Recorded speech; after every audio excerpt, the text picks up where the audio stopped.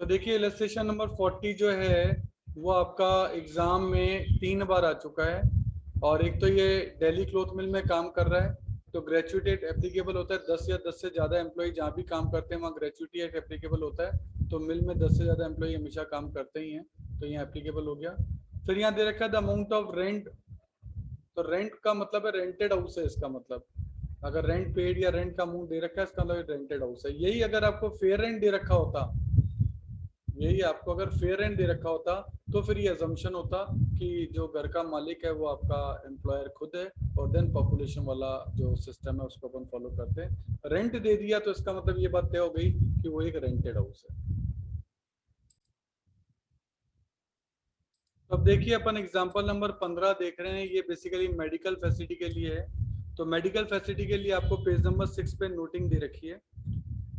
क्या है medical facility, लिखा है ट्रीटमेंट इन इंडिया, यानी विद इन इंडिया अगर आपका हो तो ट्रीटमेंट अगर एम्प्लॉयर के हॉस्पिटल में हो रहा है तो ये आपका एग्जेम्प्टेड है। और ट्रीटमेंट यदि गवर्नमेंट के हॉस्पिटल में हो रहा है तो जितने भी अप्रूव्ड जो गवर्नमेंट की तरफ से अप्रूव्ड किए हुए होते हैं तो एग्जेम्प्ट है इन अप्रूव्ड हॉस्पिटल्स।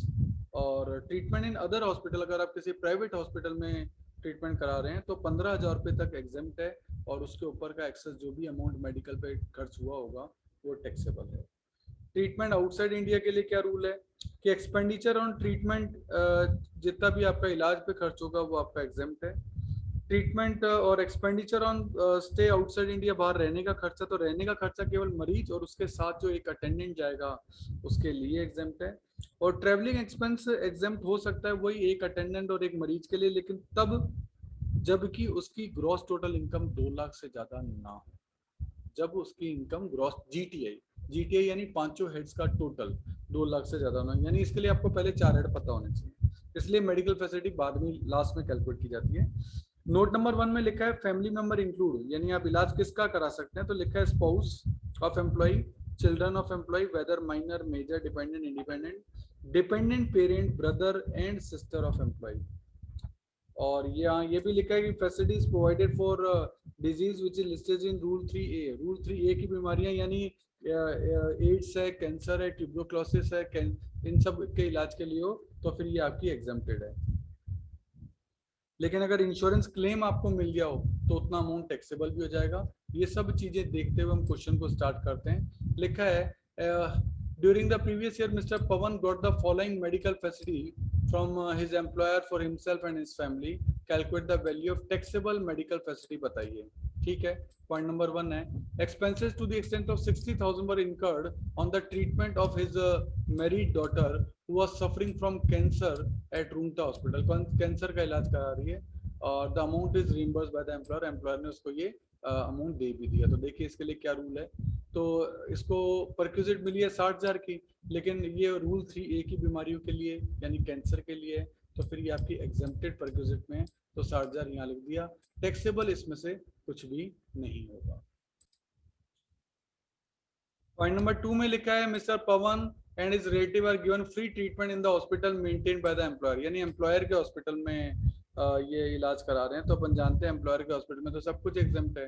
कहता है on the treatment of mister Pawan, यानी खुद का इलाज है तो ये 11,000 रुपये पूरे के पूरे एग्जाम्प्ट हो जाएंगे। Treatment of his father not dependent on him, तो देखो इसके लिए ये 11,000 तो पूरे एग्जाम्प्ट है, पर पेरेंट जो है तभी है जब डिपेंडेंट हो, डिपेंडेंट नहीं है वो तो कह रहे हैं नॉट डिपेंडेंट, तो फिर ये एग्जाम नहीं हो सकता, ये आपका टैक्सेबल परक्यूजिट की लिस्ट के अंदर आ जाएगा क्योंकि वो डिपेंडेंट नहीं है। और आगे क्या लिखा है, और आगे लिखा है on the treatment of A sister mainly dependent, तो ब्रदर एंड सिस्टर सब डिपेंडेंट होने चाहिए, ये डिपेंडेंट है तो ये 8,000 का एग्जामेशन जो है ये लेगा, तो ये एग्जेम्प्टेड में आ जाएगा।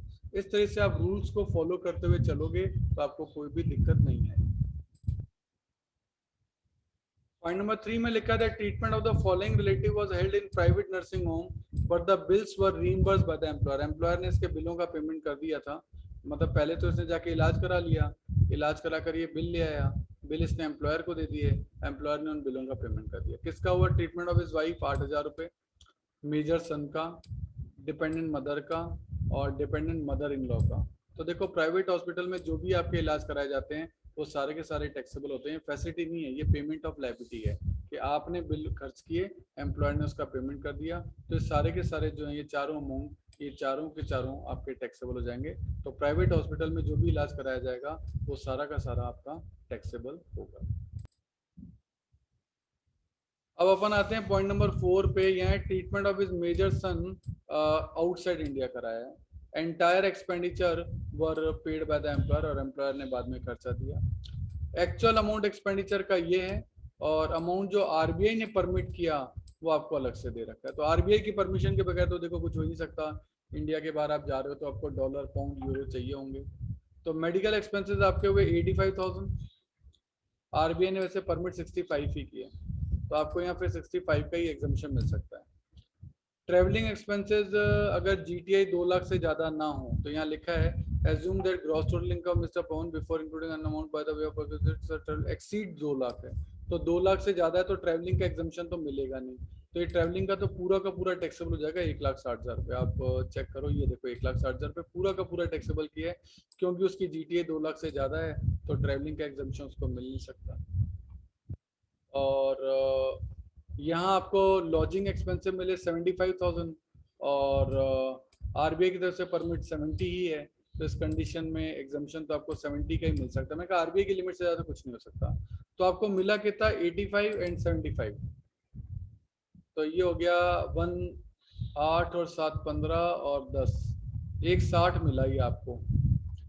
160 में से ये 65 और 70, 135 आपका एग्जाम्प्ट हो गया। तो 135 तो आपका एग्जाम्प्ट हो गया, वो तो एग्जाम्प्ट की लिस्ट में आ जाएगा। 160 में से 135 एग्जाम्प्ट है तो बाकी का 25 आपका टैक्सेबल है, वो टैक्सेबल के अंदर आ जाएगा। इस तरीके से आपका वैल्यू ऑफ मेडिकल फैसिलिटी का टैक्सेबल अमाउंट आ जाएगा ये 208,500। देखिए कभी कभी क्या होता है, एक एम्प्लॉयर जो अपने एम्प्लॉय को अपने शेयर जो है कंसेशनल रेट पर दे देता है। तो जितना भी कंसेशन उसको मिला वो उसका फायदा माना जाएगा। मान लो कि यहाँ आपका शेयर जो है वो 650 का है और आपको 25 रुपये में मिल गया, तो एम्प्लॉयर ने आपको 625 का कंसेशन दे दिया, तो वो 625 जो है वो आपके लिए टैक्सेबल हो जाएगा।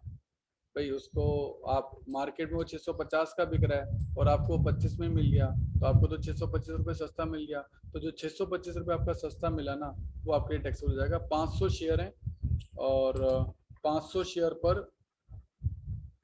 500 शेयर आपने लिए हैं और एक शेयर पे 625 रुपये का फायदा है, तो ये आप टोटल करेंगे तो ये आपका आ जाएगा 3,12,500। तो जो चीज मार्केट में 650 की बिक्री है आपको 25 रुपये में मिल गई, तो आपको 625 रुपये का फायदा हो गया। गवर्नमेंट कहती है आपकी इनकम है, इस पे टैक्सेबल, इस पे टैक्स लगेगा। तो 625 तो एक शेयर है, 500 शेयर पे कितना होगा, तो 3,12,500 आपका टैक्सेबल हो जाएगा। नेक्स्ट पॉइंट अपन देख रहे हैं इंटरेस्ट फ्री और कंसेशनल लोन। कभी कभी एक एम्प्लॉयर जो है आपको है ना, एक तो विदाउट इंटरेस्ट ही देता है कि ठीक है आप पैसे लोन ले लो और आप इंटरेस्ट मत चुकाना। तो इस कंडीशन में गवर्नमेंट कहती है तो आपके लिए फायदा हो गया, आपको फ्री में एक लोन मिल गया, आपको ब्याज चुकाना ही नहीं। अगर आप ब्याज चुकाते तो आपका खर्चा होता, अब आपका खर्चा नहीं हो रहा तो गवर्नमेंट आपको इस चीज को आपकी इनकम मान लेगी और इस इनकम पे टैक्स लगाएगी। तो सर इंटरेस्ट की क्या रेट्स होनी चाहिए इसके अंदर, तो गवर्नमेंट ने इसलिए तय की है कि जो SBI, state bank of India, जो गवर्नमेंट का बैंक है, उसमें उस साल की पहली तारीख को जो इंटरेस्ट की रेट है ना, वो इसमें एप्लीकेबल हो जाती है। अब ये हर साल चेंज होती रहती है। तो इसमें अगर आप हाउसिंग लोन देखोगे, रेट ऑफ इंटरेस्ट की बात करोगे, फीमेल के लिए अलग है और मेल के लिए अलग है। हाउसिंग लोन अगर 8.7 से 9.1 के बीच में टैक्सेबल होता है और ये 8.75 से 9.15 के बीच में होता है। इसमें जो टैक्स की रेट है वो थोड़ा बहुत चेंज करेंगी इसके अंदर। अब कार लोन है 9.3 टू 9.8, ये सेम है। यूज्ड कार अगर आपने ली है, कोई मार्केट से खरीदी है, उसके लिए लोन लिया है तो उस पर लोन पे इंटरेस्ट की रेट ये है। 2 व्हीलर लोन लिया है तो उस पर 17.6% है। एजुकेशन लोन लिया है तो 7.5 लाख तक का लोन है तो 10.55 का ब्याज है, और 7.5 लाख से ज़्यादा का है तो 10.8 का है, और यदि आपने कोई पर्सनल लोन लिया है तो 17.10 का है। तो ये रेट्स नॉर्मली क्वेश्चन में दे दी जाएंगी, फिर भी अगर नहीं दे रखी हो तो आपको याद भी करनी पड़ सकती है। इस तरीके से आपको ये चीज़ याद रखनी पड़ेगी। इसके ऊपर जो इन्होंने एग्जाम्पल दिया है वो दिया example number 20। Determine the value of perquisite in the following cases. Ramesh of Jaipur took a loan of 3 lakh on 1 जनवरी 2020, यानी आखिरी 3 महीने के लिए लोन लिया है, from his employer for purchasing a new car. Interest rate 5% पे ले लिया, it is repayable in 15 and monthly instalment, 20,000 की इंस्टॉलमेंट देगा। और कब देगा? Each starting from the last day of this month, यानी जनवरी में खरीदिए उसी के लास्ट तारीख को आपका पेमेंट होगा, 31 जनवरी को 20,000 का पेमेंट होगा। और एसबीआई की रेट, मैंने कहा था रेट नॉर्मली दे देगा, और यहाँ एसबीआई की रेट है 9.5, यानी जो चीज मार्केट में 9.5% पे मिल रही थी वो एम्प्लॉयर ने इसको 5% पे दे दी, यानी एम्प्लॉयर से इसको इस बात का फायदा हो गया 4.5% का, 4.5% का इसका जो है वो फायदा हो गया। इसमें हमेशा जो अपन देखते हैं वो मंथ एंडिंग पर कितना आउटस्टैंडिंग बैलेंस है ब्याज उस पर लगता है, ध्यान रखना। तो जनवरी में आपने लोन लिया था और लोन आपने लिया था 3 लाख का, पर 3 लाख से ब्याज नहीं लगेगा, क्योंकि 20,000 की इंस्टॉलमेंट का पेमेंट कब हो रहा है? और ये हो रहा है लास्ट में, है ना। It is payable on 15 monthly instalment 15 day each starting from the last day of this month, यानी 31 जनवरी को पेमेंट हो जाता है। तो क्वेश्चन में लिखा होगा पेमेंट कब होता है, यहाँ लिखा है 31 जनवरी को हो रहा है। और बैलेंस हमेशा जो रूल है इनकम टैक्स को, कहते हैं लास्ट वाला ही बैलेंस लेना है। तो वैसे तो 3 लाख का लोन था पूरे महीने, पर 31 तारीख को पे हो गया 20,000, और हमें 31 तारीख का बैलेंस लिखना है, तो बैलेंस हो जाएगा 280। फिर अगले फरवरी में 20,000 का और पेमेंट होगा, तो फरवरी के लास्ट में बचेगा 260। फिर मार्च के एंड में पेमेंट होगा, तो मार्च के एंड में बचेगा 240।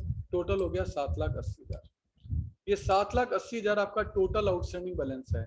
अब इस पे आप डायरेक्ट इंटरेस्ट निकाल सकते हैं, taxable amount 7,80,000 divide by 12 into rate जितनी आपको टैक्सेबल करनी है, आपकी टैक्सेबल जो रेट होगी वो होगी 4.5%। तो outstanding balance divided by 12 into taxable rate upon 100, ये इसका फॉर्मूला होता है। टैक्सेबल रेट कैसे निकली? जो चीज मार्केट में 9.5 की मिल रही थी वो आपको 5 में मिल गई, तो आपको फायदा हो गया 4.5 का, तो 4.5% आपके लिए टैक्सेबल हो जाएगा। अब आप इसको कैलकुलेट करके देखेंगे तो सीधा आपका 2925 का अमाउंट सीधा ही निकल जाएगा। आप चाहो तो कैलकुलेशन को चेक कर सकते हो। आपको इतनी आपको इतनी लंबी कैलकुलेशन करने की जरूरत नहीं है। इन्होंने तो क्या किया, पहले तो निकाला 9.5%, फिर निकाला 5%, फिर 9.5 में से 5% लेस करके देन अमाउंट निकाला। इससे बढ़िया सीधा 4.5% ही निकाल दो, तो भी आपका आंसर एक बार में ही आ जाएगा। बस फॉर्मूला याद रखना, total outstanding balance divide by 12 into taxable rate, taxable rate आपने निकाली यहाँ, डिवाइड बाय 100, इससे सीधा टैक्सेबल अमाउंट निकल जाता है, कोई झंझट आपका रहेगा नहीं।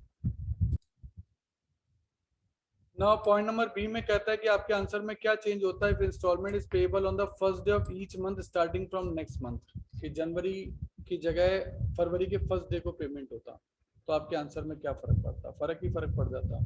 जनवरी में कोई पेमेंट होता ही नहीं, तो 31 जनवरी को तो बैलेंस 3 लाख का ही रहता। फिर 1 फरवरी को 20,000 रुपए का पेमेंट हो जाता, तो फिर 28 फरवरी तक वो 280 चलता। फिर 1 मार्च को 20,000 का पेमेंट और हो जाता, तो 31 मार्च तक तो वो 260 ही रहना था। तो अब आपका आउटस्टैंडिंग बैलेंस हो गया 8,40,000। अब इस 8,40,000 पे आप डायरेक्ट कैलकुलेशन करेंगे। टोटल आउटस्टैंडिंग बैलेंस है आपका 8,40,000 divided by 12 into taxable rate है 4.5% अपॉन 100, ये डायरेक्ट ही आपका 3150 आ जाएगा। अदरवाइज पहले 9.5% निकालो, फिर 5% निकालो, फिर दोनों में से इसको लेस कर दो, तब भी आप आंसर निकाल सकते हैं। वो आप पे डिपेंड करता है कि आप किस तरीके से करना चाहते हैं। पॉइंट नंबर सी में कहता है Mahesh took a loan from his employer on 1 June of 2 lakh for the medical treatment of his wife. तो पर्सनल लोन हो गया ये, तो who is suffering from disease और स्पेसिफाइड, ठीक है। On treating such loan SBI की ये पर्सनल लोन की रेट है 17.10% लगती है। हाउएवर उसको इंश्योरेंस क्लेम 1 नवंबर को मिल चुका है under the mediclaim insurance policy, 150 का उसको क्लेम मिल भी चुका है। लोन जो है उसने फाइनेंशियल ईयर रीपेड किया 20-21 में, उससे हमें कोई मतलब है नहीं, हमारा तो ईयर ही 19-20 है। तो इस हिसाब से अब हमें देखना है कि हमारा लोन के, वैसे तो 3 लाख का था, पर 3 लाख में से 1,50,000 रुपये तो आपको रीइंबर्स हो गए थे, किससे? इंश्योरेंस कंपनी से, तो उस पर तो टैक्स लग ही नहीं सकता। गवर्नमेंट कही है तो तुम्हारे फायदा हो गया, तुमको तो इंश्योरेंस कंपनी से पैसा मिल गया, तो 3 लाख में से वो 1.5 लाख तो हट जाएंगे, बाकी के 1.5 लाख। पर पर्सनल लोन की रेट है 17.1, 5 महीने, 5 महीने क्योंकि 1 नवंबर से है, तो 1 नवंबर से 31 मार्च 5 महीने होते हैं, तो ये 5 महीने का अमाउंट जो है वो आपका टैक्सेबल हो जाएगा। देन लास्ट पॉइंट पे आते हैं, Ganesh took the following interest free loan from the employer 14,000 रुपए का लोन लिया सन की एजुकेशन के लिए और 6,000 रुपए का लिया मोबाइल परचेज करने के लिए, 20,000 तक का लोन। तो मैं आपको बताऊं exempted facility point number page number 5 पर अगर आप देखेंगे जहाँ टैक्स फ्री परक्यूजिट दे रखी है, वहाँ एक पॉइंट दे रखा है कि जो टैक्स फ्री परक्यूजिट होती हैं वो 20,000 रुपए तक एग्जेम्प्ट होती हैं। मतलब 20,000 रुपए तक के अगर आपने लोन लिए हैं ना तो वो आपके एग्जेम्प्टेड हो जाएंगे। ऐसा नोट्स में पेज नंबर 5 पे टैक्स फ्री परक्यूजिट के अंदर पॉइंट नंबर 4 में लिखा है कि interest free loan up to 20,000, 20,000 तक के लोन आपके एग्जाम्प्ट हैं। ये लोन आपका 20,000 रुपये तक का ही है, इसलिए इस पर कोई टैक्स लग नहीं सकता, तो इसीलिए इस पर टैक्स लगेगा नहीं। यहाँ लिखा हुआ है the aggregate amount of loan does not exceed 20,000 hence the value of amenity is nil. इस पर कोई टैक्स नहीं लगेगा, ये पूरा का पूरा 20,000 तक का लोन आपका एग्जाम्प्टेड होता है। पॉइंट नंबर सी में है कि लोन आपने जो लिया था वो 2 लाख का लिया था और ये लिया था स्पेसिफाइड डिजीज के लिए, और स्पेसिफाइड डिजीज के लिए जो भी लोन आप लेते हैं वो एग्जाम्प्ट होता है। तो इस पर तो जो भी आपको टैक्स का जो इंटरेस्ट का फायदा वो टैक्सेबल होगा ही नहीं, वो टैक्स फ्री है। लेकिन इस बीच 1 नवंबर को आपको इंश्योरेंस कंपनी से पैसा मिल गया, तो गवर्नमेंट कहेगी कि 1 नवंबर को आपको पैसा मिल गया, कितने रुपए मिला, 1.5 लाख, तो ये 1.5 लाख रुपए अब आपके लिए टैक्स हो जाएंगे। और 1 नवंबर से 1.5 लाख पर 31 मार्च तक का जो ब्याज है वो आपके लिए टैक्सेबल हो जाएगा।